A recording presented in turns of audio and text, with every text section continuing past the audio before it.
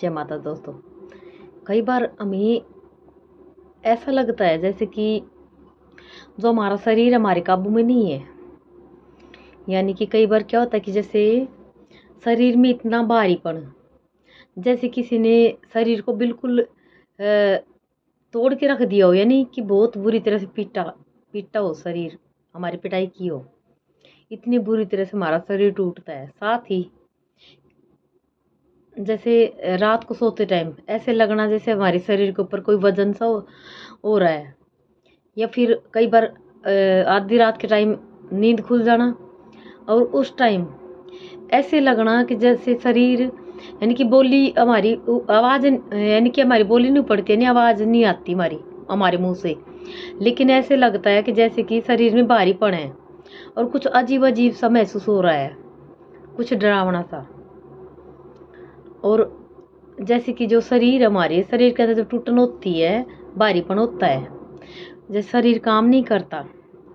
और साथ ही उसके चलते ही जो हमारा दिमाग है वो भी डिस्टर्ब हो जाता है। तो जैसे हम डॉक्टरों के चक्कर काट के थक जाते हैं, इलाज करवाते हैं, जांच करवा लेते हैं, जांच में कुछ नहीं निकलता। डॉक्टर दवाई भी दे तो किस चीज़ की दे, कोई बीमारी नहीं है। तो ऐसे में क्या करें? तो इसके लिए नवरात्रों के अंदर सबसे बढ़िया एक छोटा सा उपाय, क्या, जो नवरात्रों के अंदर अगर शुरू से, यानी शुरू के नवरात्रि से लास्ट तक अगर करते हैं तो सबसे बहुत अच्छा, बहुत बढ़िया रहता है।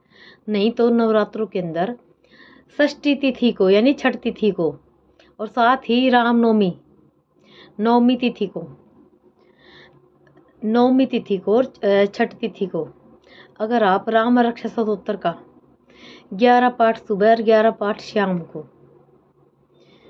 करते हैं, और उसके साथ ही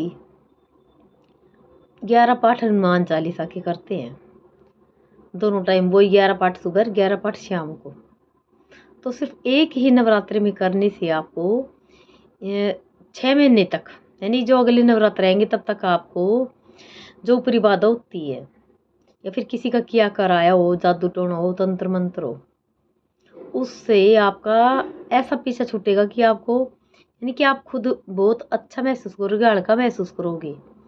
और जो जैसे आप डर रहे हो, नींद में दब रहे हो, या फिर घबराहट सी होती है, कुछ अजीब सा फील होता है, शरीर की टूटन है वो भी गायब हो जाएगी, और जो दिमाग आपका वो भी ठीक ढंग से काम करने लग जाएगा। 6 महीने में एक बार इस उपाय को करके देखिए।